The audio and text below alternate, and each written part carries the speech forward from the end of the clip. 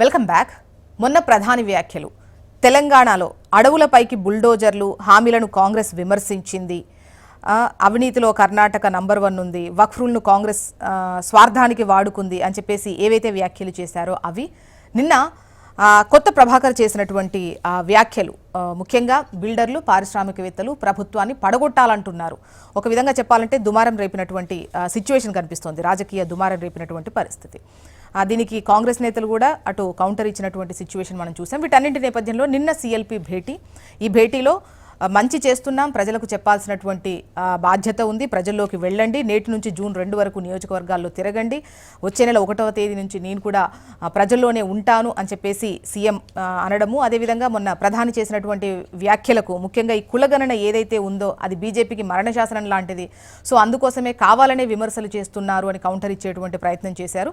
అదేవిధంగా ఈ గచ్చిబౌలి భూమికి సంబంధించి కావచ్చు అండ్ సోషల్ మీడియాలో ఒక విధంగా చెప్పాలంటే బీఆర్ఎస్ బీజేపీ దుష్ప్రచారం చేస్తున్నాయి, సో ప్రజల్లోకి వెళ్ళి అవి తిప్పికొట్టాల్సినటువంటి బాధ్యత పార్టీ నేతలపై ఉంది అని చెప్పేసి నిన్న సిఎల్పి భేటీలో సీఎం రేవంత్ రెడ్డి మాట్లాడారు. డిస్కస్ చేద్దాం. పార్టీల నేతలు కూడా సిద్ధంగా ఉన్నారు. నరేష్ గారు బీఆర్ఎస్ సీనియర్ నాయకులు, శ్రీవర్ధన్ రెడ్డి గారు బీజేపీ సీనియర్ నాయకులు. నమస్తే అండి, వెల్కమ్ టు ద డిబేట్. నమస్తే అండి. ముందుగా నరేష్ గారు మీరే చెప్పాలి, బిల్డర్లు పారిశ్రామికవేత్తలు ప్రభుత్వాన్ని పడగొట్టాలంటున్నారు, ఏంటి ప్రభుత్వాన్ని భయపెడుతున్నారా? ఒకటండి, ప్రభుత్వాన్ని భయపెట్టడం కోసమో దానికోసం కాదు. ప్రభుత్వానికి సమయం ఇచ్చిర్రు, వాళ్ళు ఏదైతే కట్ ఆఫ్ డేట్ పెట్టిరో డిసెంబర్ 9 తర్వాత ఏం చేస్తారో, డిసెంబర్ 9 తర్వాత ఆసరా పెన్షన్ ఏ రకంగా వస్తాయన్నారో, లేకపోతే రైతు బీమా ఏ రకంగా, రైతు బంద్ ఏ రకంగా పెంచుతున్నారో, రైతు ఆసరా పేరు మీద ఏ రకంగా పెంచుతున్నారో ఇవన్నీ చూసిరు ప్రజలంతా కూడా. కానీ ఎక్కడ వేసిన కొంగడి అక్కడే అన్న విధంగా ఎక్కడా కూడా డెవలప్మెంట్ కనిపించట్లేదు. ఈరోజు ప్రజలకు ఇక్కడ కనిపించట్లేదు. వారు అన్న మాట ఏంటంటే, ఈరోజు నిజంగా చెప్పాలంటే వారిని కాదు, మమ్మల్ని కూడా కార్యకర్తలు ప్రతి ఒక్కరిని కూడా ఈ ప్రభుత్వం ఏం చేయట్లేదు, ఎప్పుడు పోతే ఈ ప్రభుత్వం అన్నట్టే ప్రజలంతా ఎదురుస్తున్నారు తప్ప పడగొట్టాలని ప్రత్యేకంగా మాట్లాడడం కాదు. కానీ ఈ ప్రభుత్వము రావడం వల్ల మొత్తం రాష్ట్ర అభివృద్ధి కుంటుపడింది. రాష్ట్రంలో ఏ ఒక్క రంగంలో కూడా అభివృద్ధి చెందడం లేదు, ఏ ఒక్క రంగంలో ఉండే ప్రజలు కూడా సంతోషంగా లేరు అని ఈరోజు ప్రజలంతా అనుకుంటా ఉన్నారు. కాబట్టి ఆ వాయిస్ అనేది ఇది బిల్లుల రూపంలో కానివ్వండి, ఇట్లేకపోతే కన్స్ట్రక్షన్ వాళ్ళు ఎవరైతే కాంట్రాక్టర్లు చెప్పారో, ఎందుకంటావు నా మాట అంటే, కాంట్రాక్టర్లు వెళ్ళి బట్టి విక్రమార్క దగ్గర ఇంటి ముందు ధర్నాలు చేసినటువంటి పరిస్థితి రాష్ట్రంలో ఎందుకు ఏర్పడదండి? మరి దాని వెనుక కుట్ర ఉందని చెప్పి వారి పార్టీ నాయకులు అంటా ఉన్నారు. కుట్ర వెనుక ఉన్న చేపించింది ఎవరు, చేసింది ఎవరు? మరి 10% నుంచి 30% కమిషన్లు తీసుకుంటుంది ఎవరు? మరి ఈ పరిస్థితుల్లో కాంట్రాక్టులకు ఏ రకంగా బెనిఫిట్ అవుతుంది? వారిలో ఉన్నటువంటి ఆక్రోశం తెంచుకోకపోతే ఇంకేమవుతుంది చెప్పండి? జనరల్ గా కాంట్రాక్టర్ల దగ్గర నుంచి ఆ రకంగా మీరు 30% కమిషన్ తీసుకుంటే వారు ఏ రకంగా ఎట్లా, అంటే గతంలో వాళ్ళు మిమ్మల్ని 30% అన్నారని ఇప్పుడు మీరు అంటున్నారా? మీ దగ్గర ప్రూఫ్స్ ఉన్నాయా? ప్రూఫ్స్ డెఫినెట్ గా మీరు సెర్చ్ చేయండి, యూట్యూబ్ సెర్చ్ చేయండి. బట్టి విక్రమార్క ఇంటి ముందు కాంట్రాక్టులు చేసిన ధర్నా అటువంటి వీడియో ఉందా లేదా? పొంగిరెడ్డి గారు చేసినటువంటి 20% కమిషన్లు అందరూ మాట్లాడుతున్నారా లేదా? నేను చెప్పిన మాట కాదు, వారి యొక్క ఎమ్మెల్యే శాసనసభ సభ్యులే, ఆయన పేరు అనిరుద్ రెడ్డి, వారే చెప్పారు కదా ఈ పార్టీలో ఈ రకంగా జరుగుతుందని చెప్పేసి. ఈరోజు వారి ఇంటి ముందు చేసిన ధర్నానే సాక్ష్యం కదా, ఇంకెవరు చెప్పిన మాట కాదు కదా, కాంగ్రెస్ పార్టీ నాయకులు మాట్లాడిన మాటే కదా. ఈ రోజు రాష్ట్రంలో ఉన్నటువంటి ప్రజలు కేసీఆర్ గారిని కోరుకుంటున్నారని చెప్పి రాజగోపాల్ రెడ్డి సభలోనే మాట్లాడారు కదా మునుగోడు నియోజకవర్గంలో. ఇట్లా ఎక్కడ చూసినా కూడా ఒక అనిశ్చితి కనబడతా ఉంది. డెవలప్మెంట్ లేక ప్రజలంతా కూడా కేసీఆర్ వైపు చూస్తా ఉన్నారు. బీఆర్ఎస్ పార్టీ అయితే ఈ రకంగా ఉండేది కాదు. సరే ఏదో ఫ్లైట్ మోడ్ లో ఉంది కదా, ఎవరు వచ్చినా కూడా ఇంతకన్నా ఎక్కువ అభివృద్ధి చేస్తారు కదా, మరి ఇంత దారుణంగా ఉన్నటువంటి పరిస్థితి ఉండదేమో అని చెప్పి బిల్డర్లు, కాంట్రాక్టర్లు, రైతులు, ఈ రోజు విద్యార్థులు, ఎవరు ఏ వర్గం బాగుపడ్డా చెప్పండి? విద్యార్థులు ఫీజు రియంబర్స్మెంట్ లేక 3 సంవత్సరాల నుంచి ఇబ్బంది పడే పరిస్థితి మనం చూస్తా ఉన్నాం. అదే రకంగా రైతులకు సరైన సమయంలో నాట్లప్పుడు రావాల్సినటువంటి రైతు భరోసా ఓట్లప్పుడు వస్తా ఉంది. ఈరోజు రైతులు సంతోషంగా లేరు. ఇట్లా కాంట్రాక్టులు అయితే ఇంతకుముందు చెప్పినా, నేను బిల్డర్లు ఇంతకుముందు చెప్పిన రియల్ ఎస్టేట్ పరిస్థితి ఎంత దారుణంగా ఉందో. రియల్ ఎస్టేట్ పరిస్థితి మొత్తం పడిపోయింది. నేను నాకు చిన్నప్పటి నుంచి రియల్ ఎస్టేట్ దానికి సంబంధించి కావచ్చు, హెచ్సియు భూములకు సంబంధించి కావచ్చు, ప్రభుత్వం ఏదైనా పని తలపెట్టినప్పుడు కావచ్చు, ముఖ్యంగా విపక్షాలు కావాలనే దుష్ప్రచారం, దానికోసం సోషల్ మీడియాను గట్టిగానే వాడుతున్నాయి. ఇది కాంగ్రెస్ నుంచి వస్తున్నటువంటి విమర్శ.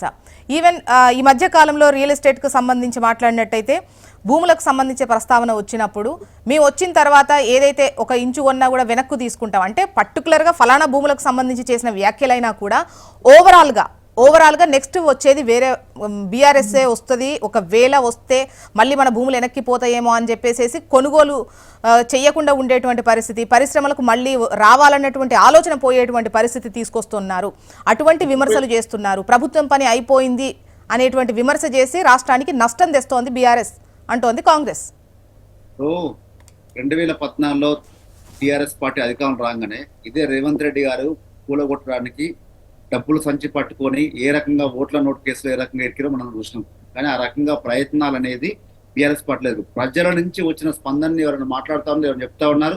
అది ప్రభాకర్ రెడ్డి కాదండి, మీ గ్రౌండ్ రిపోర్ట్ లో ఉన్నటువంటి రిపోర్టర్ని అడగండి, అదే మాట చెప్తారు. ఈ రోజు ఎంపీ గారు చెప్పారు ఏదో జరిగిపోతుంది, ఏదో కులగొట్టి ఉద్దేశం ఏం లేదు ఇక్కడ. కానీ గ్రౌండ్ రిపోర్ట్ ఆ రకంగా ఉంది. ఎందుకంటే ఈ ప్రభుత్వం ఇంకెన్ని రోజులు ఉంటుంది, ప్రభుత్వం మేము ఏదో అనుకున్నాము కానీ ఇంత దారుణంగా ఒకసారి శ్రీవర్ధన్ రెడ్డి గారి వర్షం తీసుకుందాం దీనిపైన. శ్రీవర్ధన్ రెడ్డి గారు మీరేమంటారు? అంటే ప్రభుత్వం పడగొట్టాలంటున్నారు, అలా అన్నారా లేదా అని పక్కన పెడితే ముఖ్యంగా ఈ అంశాలకు సంబంధించి రియల్ ఎస్టేట్కి సంబంధించి ఒకవైపు బిల్డర్స్ కావచ్చు, పారిశ్రామికవేత్తలు వీళ్ళంతా కూడా విసిగిపోయి ఉన్నారు, వాళ్ళే పడగొట్టాలంటున్నారు అన్న విధంగా చేశారు. అటువంటి పరిస్థితి ఉందా? విసిగిపోయేంత వరకు వచ్చిందా? ఇప్పుడు కాంగ్రెస్ పార్టీకి ప్రజలు తెలంగాణలో అటు బీఆర్ఎస్ యొక్క పాలన వద్దు, ఆ యొక్క నియంతృత్వ పాలన వద్దు, కుటుంబ రాజకీయాలు వద్దు అని చెప్పేసి అవకాశం ఇచ్చిండ్రు. 5 ఏళ్ళు పనిచేయమని సర్కార్ ఇచ్చారు. సరే, వచ్చిన తర్వాత కాంగ్రెస్ పార్టీని ఒక రకంగా చెప్పాలంటే పడగొట్టడంలో ఇద్దరికీ అవకాశం ఉంది. ఒకటి, ఇవాళ 38 మంది దగ్గర ఎమ్మెల్యేలు ఉన్న బీఆర్ఎస్ ఏదైనా ఆపరేషన్ చేయగలిగేది వాళ్ళ శక్తి ఉంది. రెండోది, కాంగ్రెస్ పార్టీలోనే వాళ్ళకు ఉన్నటువంటి అంతర్గత కొట్లాటల ద్వారా పడగొట్టుకోవడానికి వాళ్ళకి అవకాశం ఉంది. మేము మాత్రం 5 సంవత్సరాలు ఈ ప్రభుత్వం కొనసాగాలని కోరుకుంటున్నాం. ప్రజలకు ఇచ్చినటువంటి ఏదైతే హామీలు ఉన్నావో వాటన్నిటిని కూడా రేవంత్ రెడ్డి గారు, కాంగ్రెస్ సర్కారు అమలు చేయాలి, ఆ హామీలన్నీ కూడా నెరవేర్చాలని చెప్పేసి మేము భారతీయ జనతా పార్టీ కోరుకుంటుంది. కానీ ఇలా రాష్ట్రంలో జరుగుతున్నటువంటి పరిస్థితి ఏంది? ఇలా బీఆర్ఎస్ మీద ఎన్నో రకాల అలిగేషన్స్ తోటి రేవంత్ రెడ్డి గారు అధికారంలోకి వచ్చారు. మరి ఎన్నో వచ్చినటువంటి రేవంత్ రెడ్డి గారు ఈ రోజు వరకు బీఆర్ఎస్ చేసినటువంటి అవినీతి విషయంలో కావచ్చు, కేటీఆర్ మీద ఆయన గతంలో మాట్లాడిన విషయంలో ఎక్కడ కూడా ఆయన చర్యలు తీసుకున్న పరిస్థితి అయితే కనిపించలేదు. మనం చూస్తా ఉన్నాం. నిన్న కూడా కవిత మాట్లాడింది, మేము కొంత రౌడీ టైప్ అని చెప్పేసి. అంటే ఇక్కడ కాంగ్రెస్ బీఆర్ఎస్ ఇప్పుడు శ్రీవర్ధన్ రెడ్డి గారు అంటే పడగొట్టే అవకాశాలు ఉన్నాయి. ఈవెన్ కాంగ్రెస్ దాంట్లో కూడా కొంతమంది వ్యతిరేకంగా ఉన్నారు, వాళ్ళని కలుపుకొని పోతే ఆ ఈక్వేషన్స్ ఫలిస్తాయి. ఇవన్నీ ఒక పక్కన, పడగొడతారా లేదా అన్నది ఒక పక్కన. అయితే మిగతా ఎవరైతే బిల్డర్స్ అండ్ పారిశ్రామికవేత్తలు ఉన్నారో విసిగిపోయి ఉన్నారు అన్నటువంటి చేసినటువంటి వ్యాఖ్యలకు మీ ఒపీనియన్ ఏంటి? అటువంటి సిచ్యువేషన్ ఉందా? ఇది ఈ రోజు 100% రాష్ట్రంలో ప్రజలు ఏదైతే ఒక గొప్పగా కాంగ్రెస్ ప్రభుత్వం పైన రేవంత్ రెడ్డి ముఖ్యమంత్రి గారి మీద ఏదైతే నమ్మకం ఉన్నదో ఇవాళ వాటిని నెరవేర్చడంలో ఈ ప్రభుత్వం పూర్తిగా వైఫల్యం చెందింది. దాని కారణంగా ఈ రోజు ఏంటంటే వీళ్ళు ప్రజలు ఒకవైపు ఉన్నారు, రెండో వైపు కాంట్రాక్టర్ల విషయంలో కూడా ఓపెన్ గా బయట డిస్కషన్ జరుగుతూ ఉంది. ఏదైతే బిల్లులు ఇవ్వాలంటే 10% ఇవ్వాలి, 12% ఇవ్వాలి, 15% ఇవ్వాలి, రకరకాలైనటువంటి డిస్కషన్లు జరుగుతూ ఉన్నాయి. రెండోది ఏంది, వచ్చిన అప్పులు ఏవైతే ఉన్నాయో, తెచ్చినటువంటి అప్పులు తెచ్చుకుంటే ఇప్పుడు ఈ ప్రభుత్వం రావడం కోసం కాంగ్రెస్ కోసం ఖర్చు పెట్టినటువంటి పొంగులేటి శ్రీనివాస్ రెడ్డి లాంటి వాళ్ళు కావచ్చు, అనేక మంది ఎవరైతే బ్యాక్ అండ్ లో పెట్టారో వాళ్ళ డబ్బులే రిలీజ్ చేస్తున్నారు. ఇలా చిన్న చిన్న గ్రామాల్లో లేకపోతే మున్సిపాలిటీల్లో ఎక్కడైతే చేసినట్టు కాంట్రాక్టర్లు ఎవరైతే ఉన్నారో వాళ్ళు బిల్లులు రాక ఆ కాంట్రాక్టర్లు అందరూ కూడా ఇబ్బంది పడుతున్న పరిస్థితి వాస్తవము. ఈరోజు అది ఇంకోటి, రియల్ ఎస్టేట్ మన హైదరాబాద్ అనేది ఒక బ్రాండ్ గా ఉన్నది. సో ఈ యొక్క 1.5 year లో అది హైడ్రా అనేది తీసుకొని వచ్చిన తర్వాత ఈ హైడ్రా యొక్క ఉద్దేశం అయితే కాంగ్రెస్ నుంచి ముఖ్యంగా వీటికి సంబంధించి అంటే ఈ పర్మిషన్స్ ఇవ్వడం కావచ్చు, వెంచర్స్ వాటికి సంబంధించి ఇవ్వడం కావచ్చు, పారిశ్రామికవేత్తలకు భూ కేటాయింపులు చేయడం కావచ్చు, వీటన్నిటినీ కూడా పక్కాగా ఉన్నప్పుడు మాత్రమే ఈ రిజిస్ట్రేషన్స్ కానీ ఏవైనా చేస్తాం, పారదర్శకంగా ఉండాలన్న విధంగానే ముందుకెళ్తున్నాం. కాబట్టి ఎవరైనా ఈ లొసుగులతోని ఉన్నా లేకపోయినా రిజిస్ట్రేషన్స్ చేయించుకునే వాళ్ళని చూసి చూడనట్టు వదలట్లేదు, ఇవ్వట్లేదు. కాబట్టే ఇటువంటి కక్ష సాధింపు విధంగా డబ్బు ఉంది కదా అని చెప్పేసి పడగొట్టండి అని చెప్పేసి మద్దతు ఇస్తున్నారు. అటువంటి అటెంప్ట్ ఇక్కడ బీఆర్ఎస్ కూడా చేస్తోంది అని చెప్పేసి అటు కాంగ్రెస్ మాట్లాడుతోంది. ఇప్పుడు ఒకటండి దీంట్లో దాంట్లో ఓపెన్ గానే ఉంది.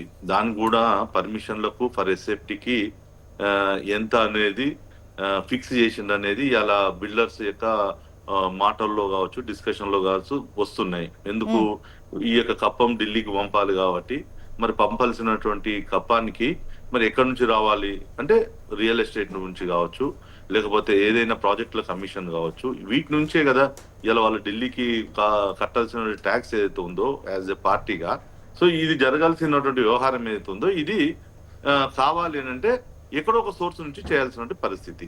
ఇది ఓపెన్ డిస్కషన్ ఉంది. మీరు మేమే కాదు, మీరు టీవీ వాళ్ళు ఎవరితో అన్నా ఒక పెద్ద ఎస్ఎఫ్టీ బిల్డింగ్స్ 50,000 లక్ష ఎస్ఎఫ్టీలు 2 లక్షల ఎస్ఎఫ్టీలు కట్టే దాంట్లో ఓపెన్ గానే ముందే కమిటీ అయితేనే దానికి పర్మిషన్లు ఇస్తున్నారు.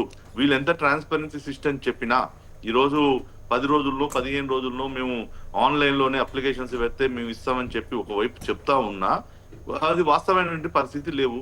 ఇవాళ జిల్లాల్లో కూడా మన ఎక్కడ కాన్స్టిట్యూన్సీ నియోజకవర్గాల్లో ఇలా ఎమ్మెల్యేలు అందరూ కూడా ఇలా ధరణి పోర్టల్లో ల్యాండ్ కన్వర్షన్ చేసుకోవడానికి ఎవరితో సంబంధం లేకుండా అవకాశాలు ఉన్నటువంటి దాంట్లో కూడా అక్కడ లోకల్ ఎమ్మెల్యేలు చెప్పనంత వరకు వాటికి కన్వర్షన్స్ అయ్యే పరిస్థితి లేదు, వాటికి పర్మిషన్లు వచ్చేటువంటి పరిస్థితి లేదు. నిజంగా కూడా రాష్ట్రంలో ఇది ఎవరికి వాళ్ళు ఇదే లాస్ట్ చివరి కాంగ్రెస్ గవర్నమెంట్.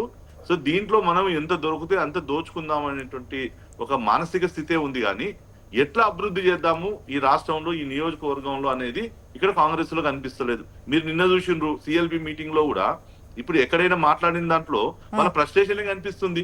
దాంట్లో ఏం చెప్తున్నారు, ఇప్పుడు 1.5 year తర్వాత ఒకవేళ రివ్యూ చేసుకుంటే ఏం చేసుకోవాలి, మరి మనం నిజంగా కూడా చేసినటువంటి ఉన్నాయో ఈ పథకాలను మనం తీసుకుపోవాలి. కానీ అక్కడ మాట్లాడుతున్నది ఏంది, దబాయింపులు మాట్లాడుతూ ఉన్నారు.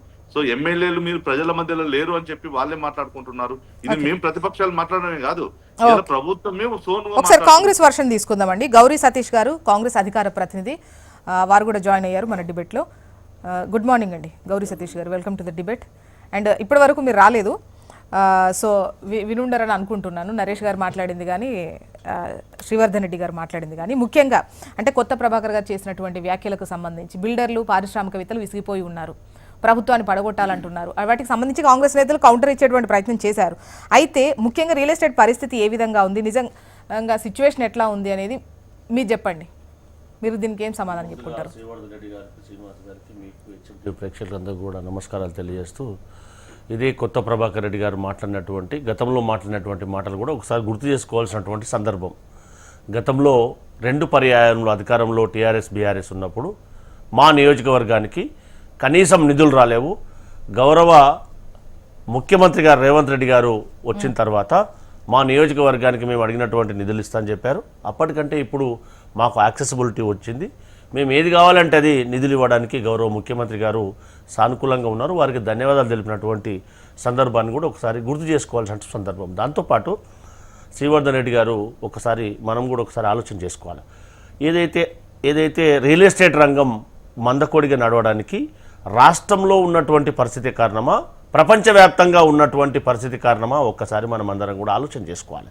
సో అటు ప్రపంచవ్యాప్తంగా ఉన్నటువంటి పరిస్థితుల కారణంగా ఏదైతే రూపీ వాల్యూ పడిపోయిన తర్వాత ప్రపంచంలో ఉన్నటువంటి ఆర్థిక పరిస్థితిని దృష్ట్యా తెలంగాణ రాష్ట్రంలో కాకుండా దేశంలో కూడా ఈ రియల్ ఎస్టేట్ రంగం అనేది స్తంభించింది అనేది మనం అందరం కూడా వాస్తవాన్ని గ్రహించడానికి ప్రయత్నం చేయాలి. అది కాకుండా ఇందాక మా శ్రీవర్ధన్ మాట్లాడుతున్నాడు, నిన్న రివ్యూ పెట్టినటువంటి విషయాన్ని ప్రస్తావించారు కాబట్టి నేను ఇందాక విన్నటువంటి అంశం, ఎస్ ప్రజాప్రభుత్వం వచ్చిన తర్వాత ఏవైతే మేము లాంచ్ చేసినామో చాలా పథకాలను అవి గ్రౌండ్లోకి తీసుకెళ్ళాలి. I was there in the meeting. So అవన్నీ ప్రజల్లోకి తీసుకెళ్ళాలి. ఎవరైతే కొత్తగా ఎన్నికైనటువంటి ఎమ్మెల్యేలు కానీ ఎవరైతే గ్రౌండ్లో ఉన్నటువంటి ఎమ్మెల్యేలు దయచేసి మీరు గ్రౌండ్లో ఉండండి, పార్టీ లైన్ క్రాస్ చేయకూడదు. మీరందరూ కూడా ఏవైతే సంక్షేమ పథకాలు ఉన్నాయో ప్రజలకు అందుబాటులో ఉండి అవి అందరికీ అందే విధంగా ఏవైతే బీజేపీ కానీ బీఆర్ఎస్ కానీ గోరంతల్ని కొండంతలు చేసి అవి సోషల్ మీడియాలో కానీ ప్రజలలో కానీ నెగిటివ్ చెప్పడానికి ప్రయత్నం చేస్తూ ఉన్నాయి. మనం అధికారంలో ఉన్నప్పుడు మనం చేస్తున్నటువంటి సంక్షేమ పథకాలన్నింటినీ కూడా ప్రజల్లోకి అందించవలసినటువంటి బాధ్యత మన మీద ఉంది కాబట్టి అది తీసుకెళ్లవలసినటువంటి బాధ్యత పబ్లిక్ రిప్రజెంటేటివ్గా మీ పైన ఉంది కాబట్టి మీరు ఆ కార్యక్రమాన్ని చేపట్టాలని చెప్పి గౌరవ ముఖ్యమంత్రి గారు చెప్పినటువంటి విషయాన్ని మనం గుర్తు చేసుకోవాల్సినటువంటి సందర్భం. అంతేగాని మొన్న ప్రధాని ఎవరిని కూడా చేసినటువంటి వ్యాఖ్యలు కూడా నిన్న సమాధానం చెప్పేటువంటి ప్రయత్నం చేశారు. ఈ క్రమంలో అంటే ముఖ్యంగా కాంగ్రెస్ ఇచ్చినటువంటి హామీలను విస్మరించింది. సో అందుకే ప్రజల్లో కూడా అటువంటి భావన ఉంది, విసిగిపోయిన భావన ఉంది అన్నటువంటి విధంగా అక్కడ కామెంట్ చేయడం జరిగింది. దానికి ఏమంటారు? అంటే ఇచ్చినటువంటి హామీలు అన్ని కంప్లీట్ చేసామనుకుంటున్నారా? ఒక్కసారి ఆలోచన చేసుకోవాలి. మేము వచ్చి 1 year 6 months అవుతుంది. మేము ఇచ్చినటువంటి హామీలు ఉద్యోగాల భర్తీ కోసం 66,226 ఉద్యోగాలు భర్తీ చేసినాం. ఎవరైతే బియ్యం తినలేక, రేషన్ బియ్యం తినలేక అవస్థలు పడుతూ ఉన్నారో, ఏవైతే రీసైక్లింగ్ అవుతున్నాయో సన్న బియ్యానికి 3,10,00,000 మందికి ఆ సన్న బియ్యాన్ని అందించడానికి బృహత్తరమైనటువంటి పథకాన్ని ప్రవేశపెట్టినాం. దాంతోపాటుగా ఎవరైతే అట్టడుగు వర్గాల్లో ఉన్నటువంటి వారికి వైద్య సదుపాయాల కోసం గతంలో ఏవైతే ఆరోగ్యశ్రీ ద్వారా కనీసం మాకు నిధులు అందించట్లేదని చెప్పి హాస్పిటల్లో ధర్నా చేసినటువంటి దాఖలాలు కూడా చాలా సందర్భాలు ఉన్నాయి. కనీసం వారికి ధర్నా చేసే అవకాశం కూడా లేకుండే, ధర్నా సేవ కూడా లేకుండే మనందరికీ కూడా తెలుసు. అలాంటిది 5 లక్షల నుంచి 10 లక్షల రూపాయల వరకు పెంచి దాన్ని సక్రమంగా పాటించే విధంగా చర్యలు తీసుకున్నటువంటి పరిస్థితి మనం ప్రత్యక్షంగా కనిపిస్తూ ఉంది. దాంతోపాటుగా ఏవైతే సంక్షేమ పథకాల కోసం రాష్ట్రంలో ఉన్నటువంటి రైతుల కోసం ₹1,00,000 రుణమాఫీని వీళ్ళు 4 పర్యాయాలు చేసి 5 సంవత్సరాల వరకు అది 4 సార్లు చేసినటువంటి ఘనత బీఆర్ఎస్ పార్టీ. కానీ మేము 25 లక్షల మందికి 21,000 కోట్ల రూపాయలను రుణమాఫీ చేసినటువంటి ఘనత. మిగతాయి కూడా చేయవలసినటువంటి అవసరం ఉంది. గౌరవ మంత్రిమండలి అంతా కూడా కూర్చొని ఏవైతే బకాయిలు ఉన్నాయో వాటిని కూడా చేయడానికి శాయశక్తుల ప్రయత్నం చేస్తూ ఉన్నాం. దాంతోపాటు సన్నాలకు, రైతే ఈ దేశానికి వెన్నెముక కాబట్టి సన్నాలకు క్వింటాలకు ₹500 ఇస్తూ ఉన్నాం. వాటిని కూడా పటిష్టంగా అమలు చేస్తూ ఉన్నాం. దాంతోపాటు ఎక్కడ కూడా రైతు ధాన్యం కొనుగోలు చేసేప్పుడు ఎక్కడ కూడా ఇబ్బంది లేకుండా గౌరవ ముఖ్యమంత్రి గారి ఆదేశానుసారం సివిల్ సప్లై శాఖ ఉత్తమ్ కుమార్ రెడ్డి గారు దాన్ని పర్యవేక్షణ చేసి ఎక్కడ కూడా ఇబ్బంది కాకుండా చేశారా లేదా మీ ద్వారా ఒక సీనియర్ జర్నలిస్ట్గా మీకు కూడా బాగా తెలుసు. దాంతోపాటు దేశంలో ఎక్కడ కూడా చేయనటువంటి ఈ ఎస్సీ వర్గీకరణ కానీ సామాజిక న్యాయం కోసం అసెంబ్లీని ప్రవేశపెట్టినటువంటి ఘనత గౌరవ రేవంత్ రెడ్డి గారిదా కాదా?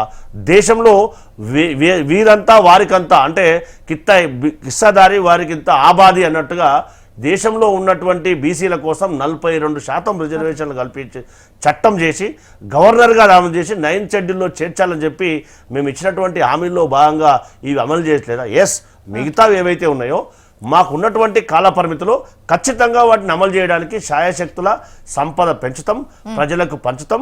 ఖచ్చితంగా మేము ఇచ్చినటువంటి హామీలు కాంగ్రెస్ పార్టీ ప్రజాప్రభుత్వం ఖచ్చితంగా వాటన్నిటిని అమలు చేయడానికి శాయశక్తుల రేవంత్ రెడ్డి గారి సారథ్యంలో ఉన్నటువంటి మంత్రిమండలి, బట్టి విక్రమార్క సారథ్యంలో ఉన్నటువంటి ఫైనాన్స్ అంతా కూడా సెటరేట్ చేయడానికి శాయశక్తుల ప్రజాప్రభుత్వం ప్రయత్నం చేస్తూ ఉంది కదా. ఓకే, దీనికి సమాధానం శ్రీవర్ధన్ రెడ్డి గారే చెప్పుకోవాలి. శ్రీవర్ధన్ రెడ్డి గారు, అంటే ప్రధాని చేసినటువంటి వ్యాఖ్యలకు సంబంధించి నిన్న కౌంటర్ ఇచ్చేటువంటి ప్రయత్నంలో ముఖ్యంగా ఈ కులగణన చేయడము వీటన్నింటికి సంబంధించి రాజకీయంగా బీజేపీకి ఇది ఇబ్బందికర పరిస్థితి. సో అందుకోసమే కావాలని ఈ విధంగా రాజకీయ విమర్శలు చేయడం, కామెంట్స్ పాస్ చేయడం తప్ప ఇది అసలు ఉద్దేశం కానీ ముఖ్యంగా ఓన్లీ రాజకీయంగా ఆ టైంకి అది వెళ్ళిపోవాలి, కాంగ్రెస్కు సంబంధించి ఓవరాల్గా విమర్శలు చేయాలని ఈ వక్ఫ్ గురించి కావచ్చు లేకంటే వీటి గురించి చేసినటువంటి క్రమం అని చెప్పేసి మాట్లాడారు.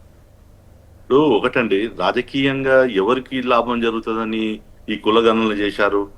ఈరోజు ముఖ్యమంత్రి గారికి, కాంగ్రెస్ పార్టీకి, రాహుల్ గాంధీకి తెలియదా?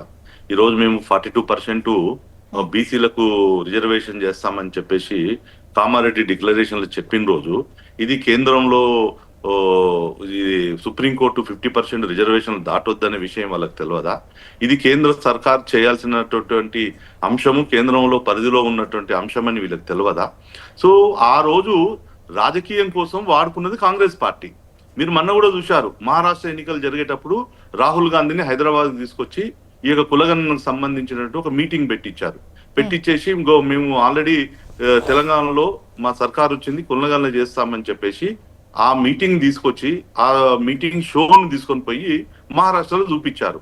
మహారాష్ట్రలో చూపిస్తే ఏం జరిగింది? సో కాంగ్రెస్ పార్టీకి చిత్తశుద్ధి లేదని చెప్పేసి మహారాష్ట్ర ప్రజలకు అర్థమయ్యింది.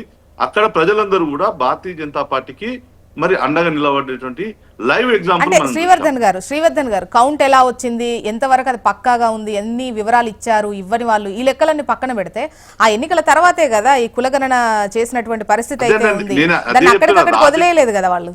రాజకీయ లబ్ధి కోసం వాళ్ళు దాన్ని తీసుకొని వచ్చారు, జరగలేదు. ఇప్పుడు కూడా ఏం చేశారు, ముఖ్యమంత్రి గారు ఢిల్లీలో పోయి దీని గురించి ధర్నాలు చేసి వచ్చారు. అరే మేమేమంటున్నాం, ప్రజలకు ఇచ్చేటటువంటి హామీలు ఏతుందో తన చేతుల్లో ఉన్నటువంటి హామీలను ఎందుకు నెరవేరుస్తలేరు? ఎస్, ఇవాళ ప్రభుత్వం వీళ్ళు ఇవ్వాలనుకుంటున్నారు 42% ఏదైతే బీసీలకు ఇవ్వాలని అనుకుంటున్నారు. వాళ్ళ చేతిలో అధికారం వాళ్ళ చేతిలో ఉంది కదా, వాళ్ళు పంచడానికి వాళ్ళ చేతిలో ఉంది కదా.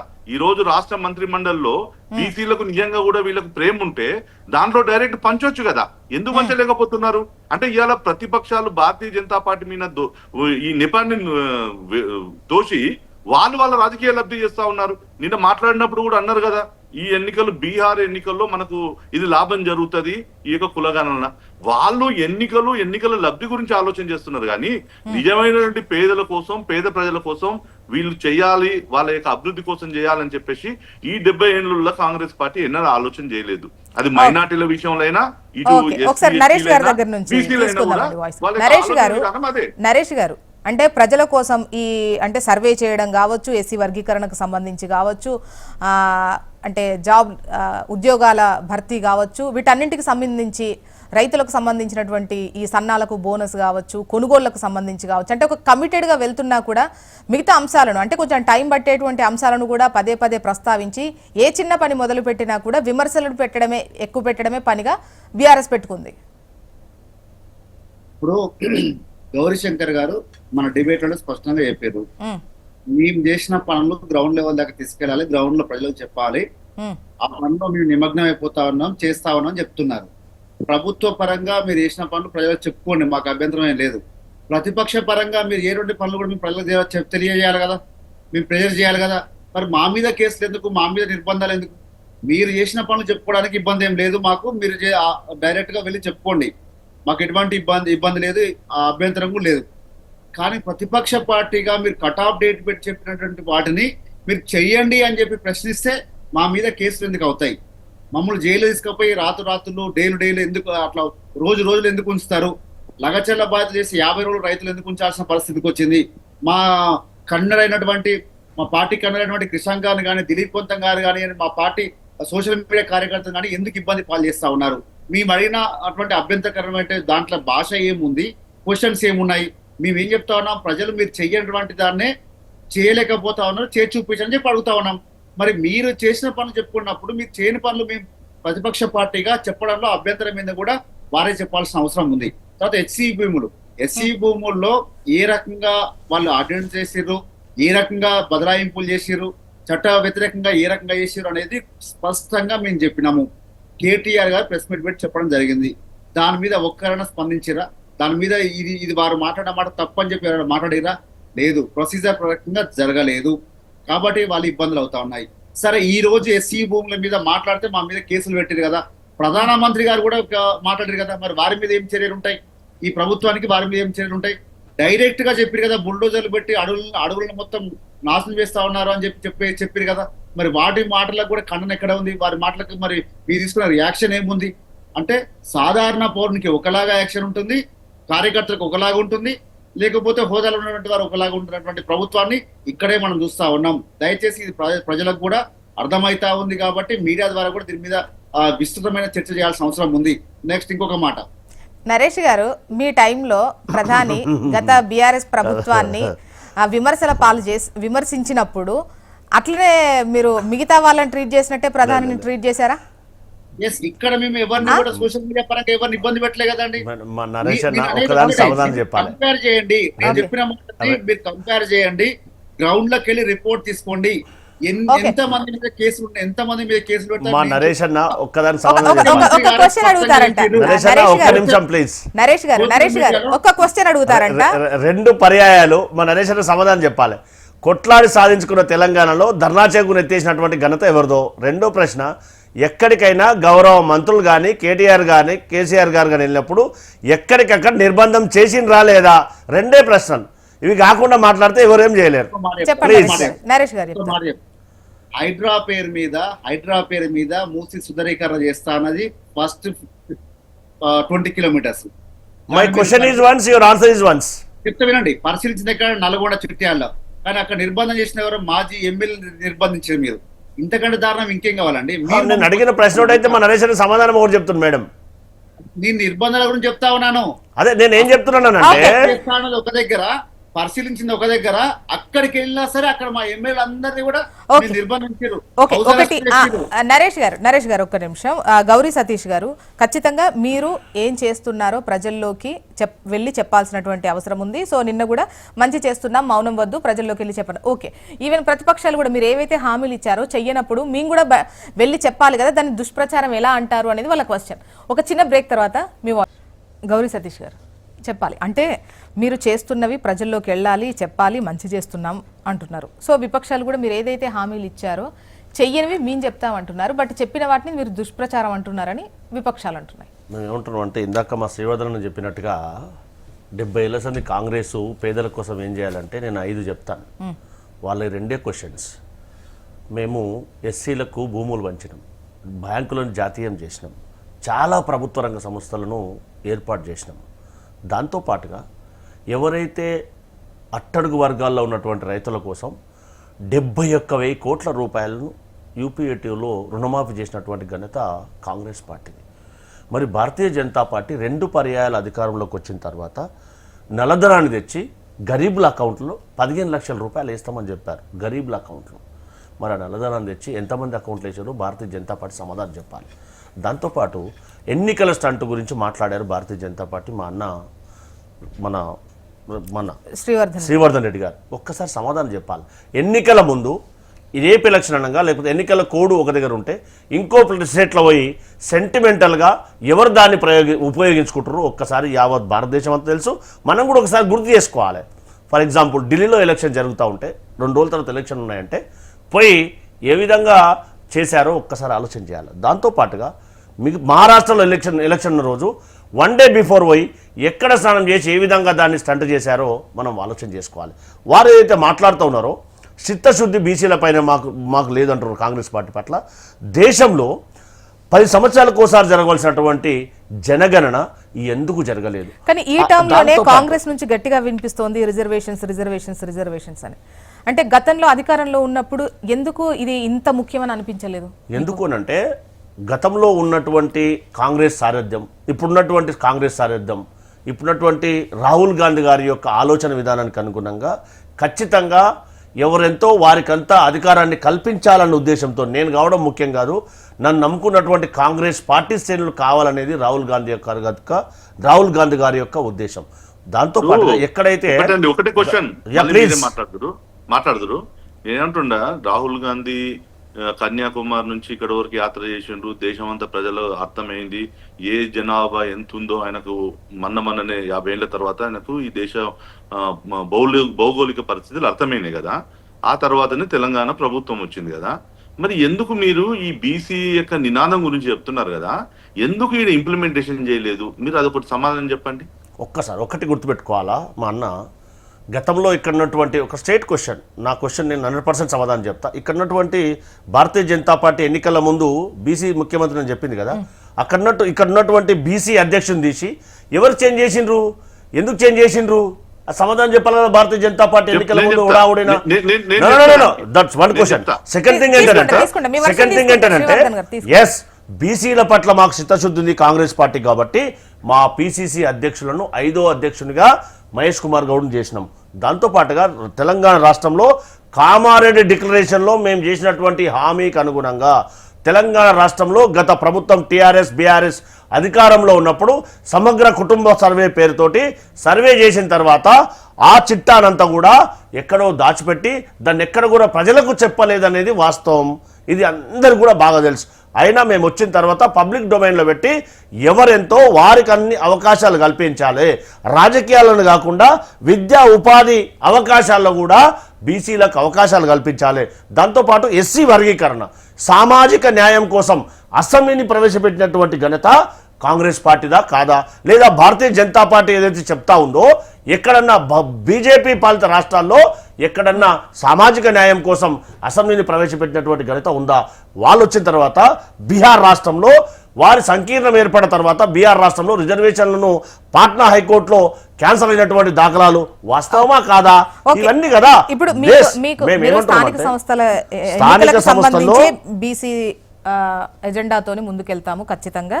అందులో పార్టీ పరంగా అయినా ఒకవేళ కుదరకపోతే పార్టీ పరంగా అయినా ఇస్తా అంటున్నారు. అండ్ అంతకన్నా ముందు ఈ మంత్రివర్గ విస్తరణకు సంబంధించి ఉంది కదా, అక్కడ నిరూపించుకునే అవకాశం ఉంటదేమో. మేము ఏమంటున్నాం అంటే మేము స్థానిక సంస్థల్లో చేస్తామని చెప్పినాం, ఖచ్చితంగా చేస్తాం. దాంతో పాటు ఉద్యోగ అవకాశాల్లో కూడా మా యువకులకు అవకాశాలు కల్పించండి.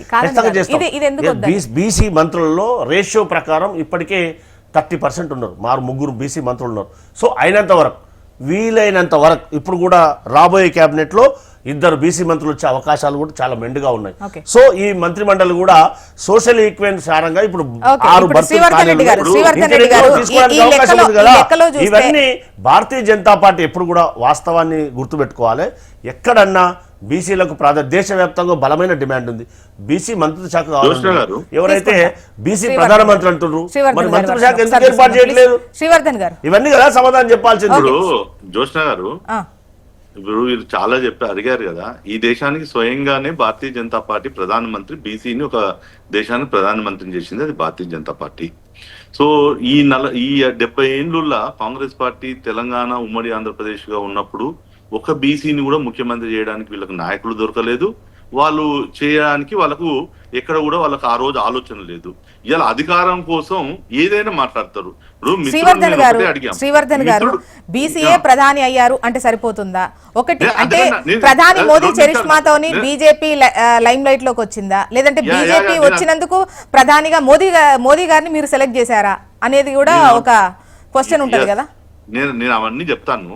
ఇవాళ బీసీ ఒక ప్రధానమంత్రినే కావడం కాదు, మొదటిసారి కేంద్రంలో క్యాబినెట్ లో 27 మందిని ఓబీసీలను కేంద్ర క్యాబినెట్ లోకి తీసుకొచ్చింది భారతీయ జనతా పార్టీ.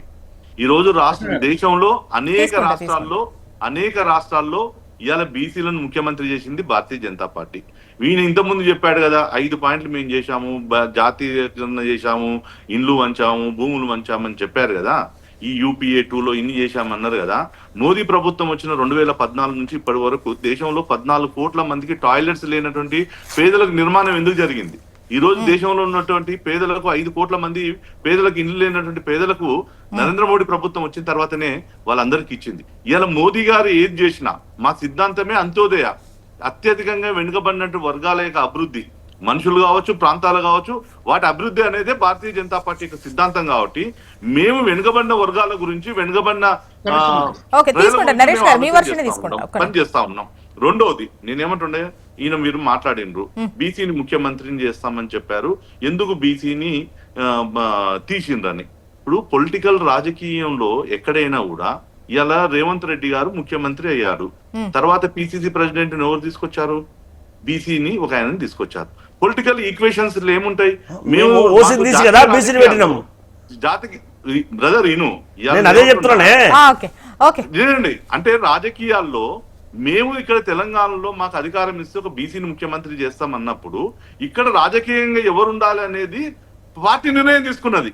అంటే కాంబినేషన్ ఆఫ్ అన్ని వర్గాలు కలిసినప్పుడే ఒకవేళ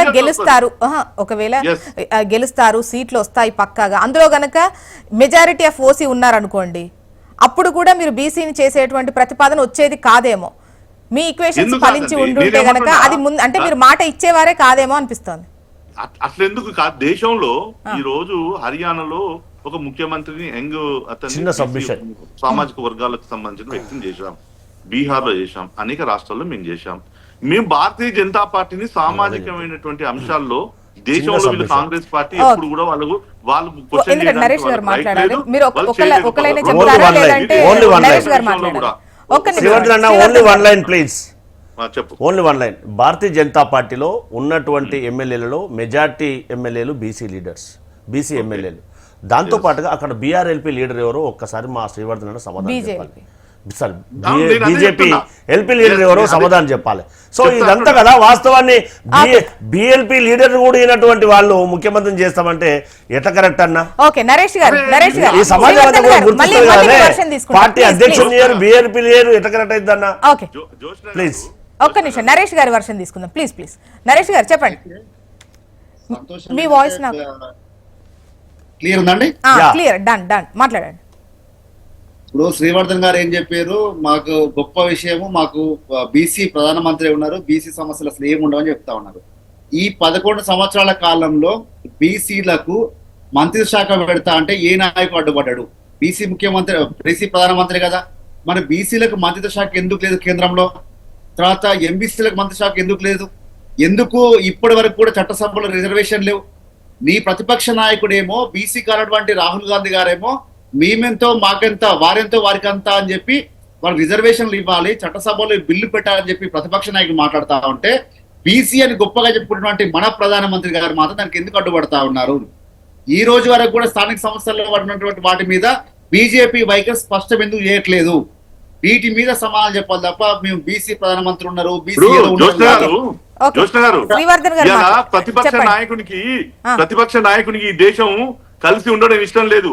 సమాజంలో కులాలుగా విడగొట్టి మనం తప్పు, చూస్తా ఉన్నాం. తప్పు. ఇలా దేశాన్ని ఎవరు విడగొడుతున్నారు, ఎవరు విద్వేషాలు రెచ్చగొడుతున్నారు, యావత్ భారతదేశ సమాజానికి తెలుసన్నా? దేశం విచ్ఛిన్నం అవుతుందా? లేలే, ఎవరు విచ్ఛిన్నం చేస్తున్నారో, ఎవరు విద్వేషాలు ఒక్క నిమిషం, ఒక్క నిమిషం, ఒక్క నిమిషం. అందరికి బాగా తెలుసన్నా? ఒక్క నిమిషం, గౌరీ సతీష్ గారు, No, no, no, నరేష్ గారు, నరేష్ గారు ఒక్క నిమిషం. భారతీయ జనతా పార్టీ ఎన్నికల ముందు ఏ విధంగా విద్వేషాలు రెచ్చగొడుతుందో నరేష్ గారు, అది నరేష్ గారు, తెలుసు కదన్నా? నరేష్ గారు ఒక్క నిమిషం, నరేష్ గారు, అంత మొత్తం నరేష్ గారు, మాట్లాడుతున్నా? నరేష్ గారు ఒక్క నిమిషం, ఒక్క నిమిషం, అంత మొత్తం మాట్లాడుతున్నా? ఒక్క నిమిషం. గౌరీ సతీష్ గారు, నరేష్ గారు, ఒక్క నిమిషం.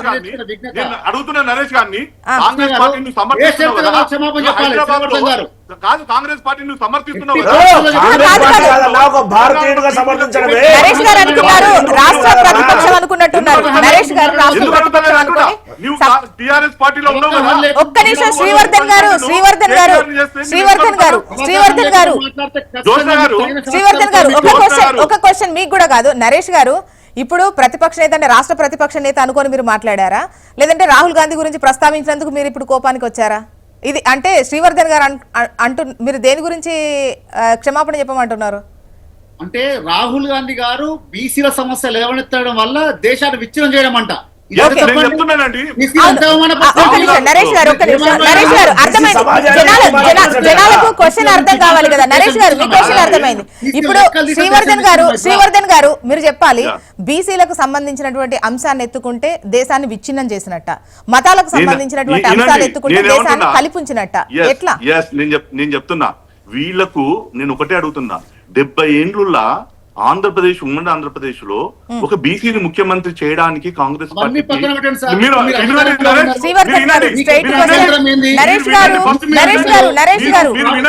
విన్న తర్వాత అడుగుతున్న సూటి ప్రశ్న జనాలకు తెలియాలి కదా, మీరు జూమ్ కాల్ లో ఉన్నారు, జనాలకు మీ ప్రశ్న అర్థం కావాలి కదా. ఇప్పుడు నరేష్ గారు అడుగుతున్నారు, బీసీలకు సంబంధించిన అంశాన్ని లేవనెత్తితే దేశాన్ని విడగొట్టాలనే కుట్ర అంటారా? ఒక విషయం వినండి, మీరు ఒక 2 నిమిషాలు మీరు వినండి. 70 ఏండ్లలో కాంగ్రెస్ పార్టీ ఉమ్మడి ఆంధ్రప్రదేశ్ లో ఒక బీసీని ముఖ్యమంత్రిని చేయలేదు. వీళ్ళకి అవకాశం రాలేదా? ఇందిరాగాంధీ ఏకపక్షంగా నిర్ణయాలు జరిగే రోజుల్లో, లేకపోతే రాజీవ్ గాంధీ ఏకపక్షంగా నిర్ణయాలు జరిగే, అంటే ఈ రోజు వీళ్ళకు బీసీల యొక్క అభివృద్ధి మీద ప్రేమ లేదు, వీళ్ళ హిడెన్ ఎజెండా వేరే ఉంది. ఆ హిడెన్ ఎజెండా నేను చెప్తాను. రెండోది, నేను నరేష్ గారు బీఆర్ఎస్ పార్టీ నుంచి ఇవాళ రిప్రజెంటేటివ్ ఉన్నాడు ఈడ, నేను అడుగుతున్నా, బీఆర్ఎస్ పార్టీ ముఖ్య ప్రెసిడెంట్ ఎవరండి? ఇవాళ కేసీఆర్. ఇవాళ వర్కింగ్ ప్రెసిడెంట్ ఎవరండి? బీఆర్ఎస్ పార్టీలో లేరా? బీఆర్ఎస్ పార్టీలో లేరా? ఉన్నటువంటి బీసీగా ఉన్నటువంటి ఈటల రాజేందర్ ను తొలబెట్టి మీరు ఈటల రాజేందర్ గారిని ఉద్యమ నాయకుడిని నరేష్ గారు ఒక్క నిమిషం, శ్రీవర్ధన్ గారు, శ్రీవర్ధన్ గారు, శ్రీవర్ధన్ గారు ఒక్క నిమిషం, మీ వాయిస్ నరేష్ గారు వర్షన్, నరేష్ గారు, నరేష్ గారు, నరేష్ గారు, ఇప్పుడు మీ పార్టీ ఏమైనా తక్కువ ఉందా ఇటువంటి విషయాలలో? ఒక్క నిమిషం శ్రీవర్ధన్ గారు, నేనేమంటా ఉన్నానండి, నేను అన్నది రాష్ట్ర ప్రభుత్వం అడగట్లేను, మీరు దీని స్పష్టంగా మీరు గమనించాలి. దేశంలో కేంద్రంలో ఉన్నటువంటి పార్టీని అడుగుతా ఉన్నాను. ఈ రోజు రాష్ట్రంలో రేవంత్ రెడ్డి ప్రభుత్వం అడగట్లేను. కేంద్ర ప్రభుత్వాన్ని ఏమడుగుతా ఉన్నాను, బీసీ మీద మీరు కోట్ చేసుకుంటా ఉన్నారు కదా, మరి అదే బీసీల సమస్యని ఏ ఒక్కరిని మీరు పరిష్కరించారు అడుగుతున్నామండి. ఏమంటా ఉన్నారు, దేశాన్ని విచ్ఛిన్నం చేయడం మాకు ఇష్టం లేదని మాట్లాడుతా ఉన్నారు. కాదండి, మేము అంటున్నాం, మేము ఇంతమంది ముఖ్యమంత్రులు చేసినామని చెప్పాను, 27 కేంద్ర కేబినెట్ లో మంత్రులు తీసుకొని వచ్చినని చెప్పాను. బీసీ యొక్క ఏదైతే కమిషన్ ఉందో దాని చట్టబద్ధత తీసుకొని వచ్చినామని చెప్తున్నాం. మేము నరేష్ గారిని నేను ఒకటే క్వశ్చన్ అడుగుతున్నా, నరేష్ గారిని ఒకటే క్వశ్చన్ శ్రీవర్ధన్ గారు ఒక్క నిమిషం. నరేష్ గారు మీరు సమాధానం చెప్పండి, కాకపోతే ప్రశ్నలాగా సమాధానం వద్దు దయచేసి. నేను అదే చెప్తా ఉన్నానండి, ప్రశ్న సమాధానం కాదు. శ్రీవర్ధన్ గారు ఒక్క నిమిషం అండి, ఇద్దరు మాట్లాడితే నాకే అర్థం అవట్లేదు, జనాలకేం అర్థం అవుతుంది. నా ప్రశ్న స్పష్టంగా ఉంది. ప్రధానమంత్రి గారికి ఏమి ఇబ్బంది, చట్టసభలో బీసీ రిజర్వేషన్ ఏమి ఇబ్బంది, కులగణలో జనగణన చేర్చడానికి ఏమి ఇబ్బంది, బీసీల లెక్కలు రావడం వల్ల మీ ప్రభుత్వానికి ఏమి ఇబ్బంది జరుగుతుంది? ఆ ప్రశ్న సుస్పష్టం. మీ మాట్లాడి మీరు ఏమన్నారంటే మేడం, ఒక్క నిమిషం మేడం, 50% క్యాప్ ఉందన్నారు. 50% ఎక్కడ ఉందండి? ఈడబ్ల్యూఎస్ కోటాతో 50% ఎప్పుడో ఎగిరిపోయింది, లేదు. ఈడబ్ల్యూఎస్ కోటాతో 50% ఎప్పుడో ఎగిరిపోయింది, 50% క్యాప్ లేదు ఇప్పుడు. కాబట్టి అది కూడా ఆలోచన చేయాల్సిన అవసరం ఉంది. ఒకసారి గౌరీ సతీష్ గారి వర్షన్ తీసుకొని ఫైనల్ గా శ్రీవర్ధన్ రెడ్డి గారు రెండింటికి సమాధానం మీ వాయిస్ తీసుకుంటారు ప్లీజ్, దయచేసి. గౌరీ సతీష్ గారు మీరేం చెప్పాలనుకుంటున్నారు? ఒకసారి భారతీయ జనతా పార్టీ ఎట్లుంటుందంటే వాళ్ళు చేసేది తక్కువ, చెప్పేది ఎక్కువ. ఇందాక మేము యూపీఏ 1లో కానీ యూపీఏ 2లో కానీ బీసీల సెంట్రల్ మినిస్టర్లను వాళ్ళకంటే నలుగురు నెక్కించినటువంటి ఘనతను ఒకసారి గుర్తుపెట్టుకోవాలి. దాంతో ఇప్పుడు మేము అధికారంలో ఉన్నటువంటి శ్రీవర్ధన్ అన్న పేర్లు ఇస్తారే నీకు ఈ స్టూడియోలు ఇచ్చిపోతా వినండి. మీరు చెప్పినట్టు మేము విన్నాం కదా, మీరు చెప్పినట్టు మేము విన్నాం కదా అన్న, మేము చెప్పినట్టు వినండి అన్న, వినండి అన్న, నీకు రాసుకోండి పేర్లు చెప్తా, రాసుకోండి పేర్లు చెప్తా. నేనేం చెప్తున్నామంటే పేరు చెట్టు పేరు చెప్పి కాయలమ్మాను కాదన్నా, ప్రాక్టికల్ గా ఇంప్లిమెంట్ చేయని అడుగుతున్నాం భారతీయ జనతా పార్టీని. ఏం చేసింది తెలుసా మీరు? ఇక్కడ తెలంగాణ రాష్ట్ర అధ్యక్షుని తీసి మోసగిచ్చారు, ఇక్కడ ఎస్సీని 1 లక్ష రూపాయలకు తీసి అవమానం చేసారు తెలంగాణ రాష్ట్రాన్ని కానీ ఉమ్మడి రాష్ట్రం యొక్క పేరును. అది మర్చిపోయి మాట్లాడితే ఎట్లా అన్నా, ఎట్లా మాట్లాడతారా?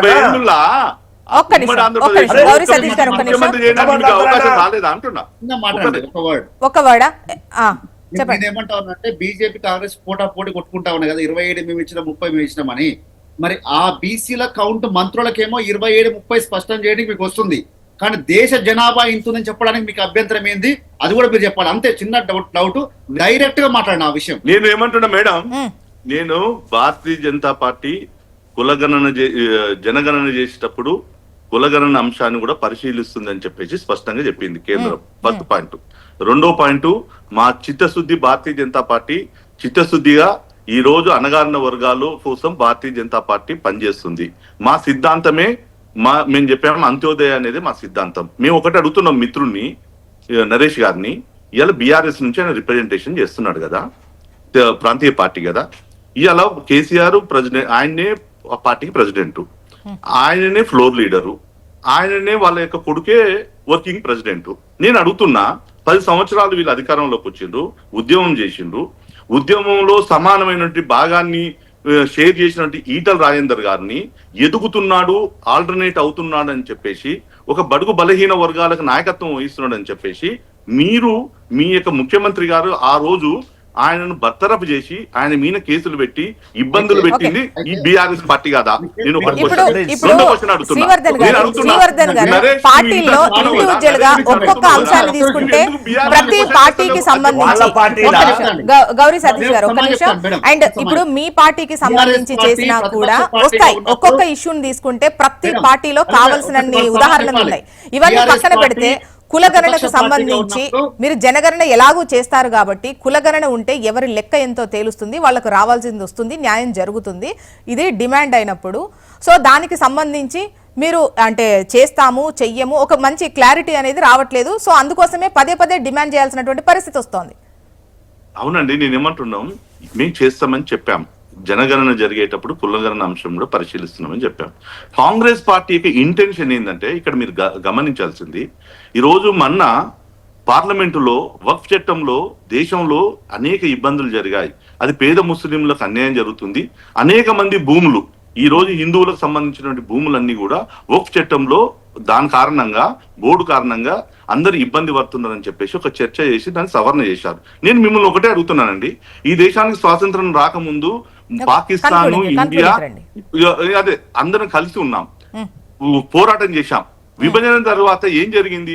ఒక మత ప్రాతిపదికగా 2 దేశాలు వెళ్ళిపోయినాయి. మరి ఈ దేశంలో ఉన్నటువంటి మెజార్టీ హిందువులు కావచ్చు, 18,000 ఎకరాలు ఉన్నటువంటి 47లో వక్ఫ్ బోర్డుకు ఉన్నటువంటి భూములు ఇవాళ 10 లక్షల పైన ఎట్లొచ్చినాయి? ఏ విధంగా వచ్చినాయి అంటే కాంగ్రెస్ పార్టీ 2013లో చేసిన సవరణలు కావచ్చు, అంతకుముందు వక్ఫ్ చట్టం తీసుకొచ్చినట్టు దాని కారణంగా ఈ రోజు మెజార్టీ ఈ దేశంలో ఉన్నటువంటి ప్రజల యొక్క మనోభావాలకు వ్యతిరేకంగా కాంగ్రెస్ పార్టీ ఆలోచన చేస్తుంది. ఇవాళ రాహుల్ గాంధీకి మంచి ఉద్దేశం లేదు. నేను చెప్తున్నది ఏంటంటే రాహుల్ గాంధీ నిజంగా కూడా ఈ దేశాన్ని సమైక్యంగా ఉంచాలనేది కాదు, సమైక్యంగా ఉంచాలంటే